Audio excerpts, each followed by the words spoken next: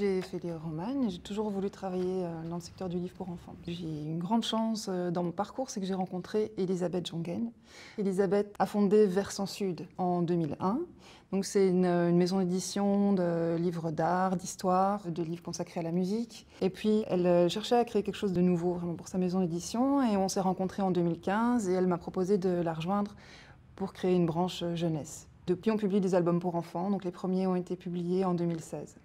On publie exclusivement des albums illustrés pour enfants de 3 à 10 ans. Ce qu'on recherche, c'est vraiment des livres qui sortent des sentiers battus, déjà au niveau graphique. Et puis on cherche aussi vraiment des histoires qui ont du fond et qui vont parler aux enfants. Ce qui motive le choix d'un ouvrage, c'est vraiment une rencontre avec un auteur, une autrice et son univers.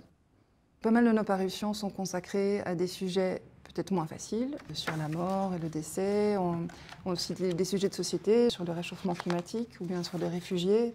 On aime bien aussi parler des émotions des enfants. Voilà, des livres dans lesquels ils peuvent se sentir aussi écoutés, reconnus. Alors une collection importante de la maison d'édition, c'est la collection Les Pétoches, autour du thème de la peur. Les auteurs sont en fait très libres d'en parler de la manière dont ils le souhaitent. Ça, c'est un des premiers livres qu'on a publié, L'épouvantable histoire de Valentine et ses 118 coups. Hiro, Hiver et Marshmallow de Marine Schneider. Un très beau livre sur une ours qui ne veut pas hiberner et qui va sortir de chez elle et se rendre compte qu'elle fait peur. C'est Lola sur le rivage de Teresa Arroyo Corcovado. C'est une histoire de déracinement, en fait, du déménagement d'une petite fille qui arrive dans un petit village en bord de mer. Et puis le plus effrayant de tous nos sujets, le changement climatique dans 4 coins du monde. Le changement climatique est vu à travers les yeux de 4 animaux. Donc on a notamment l'ours polaire, une abeille, et ces animaux vont expliquer en fait très concrètement ce qui leur arrive.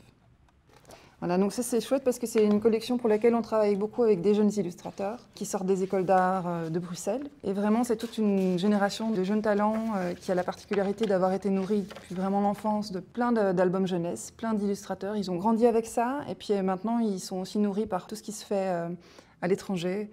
Ils voient ce qui se fait en Corée, ce qui se fait dans les pays nordiques, ou en Espagne, en Italie. Il y a vraiment des influences de partout qui viennent les nourrir, qui vont vraiment enrichir leur travail. Et ça, c'est quelque chose qui va se voir après dans nos livres. En 2021, on aimerait continuer à travailler avec les auteurs qu'on suit depuis leur début. On va aussi continuer à publier des premiers albums, donc de jeunes qui n'ont pas encore été publiés. Et puis on va aussi faire des traductions. On va lancer une nouvelle collection cette année qui va s'appeler Petite Histoire Nordique.